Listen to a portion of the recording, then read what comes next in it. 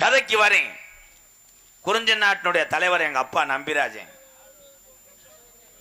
ஐயா, நாட்டில் அவன் என்னென்னமோ பிரச்சனை இருக்க, உனக்கு இந்த இடத்து பிரச்சனையா? உட்காருங்க போயா போ. ஒரே விஷயம், எத்தனையோ கிராமத்திலேருந்து நீங்கள் வந்திருப்பீங்க ஐயா.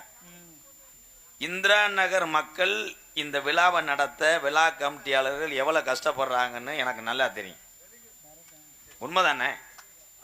உங்கள் கிராமத்தில் ஒரு நாடகம் நடக்கும்போது மற்றவர் ஊருக்கார வந்து பேசும்போது நீங்கள் பொறுத்து கொள்ளுவீங்களா? என்னுடைய கேள்வி அதே. அண்ணே கை தட்டலாம்.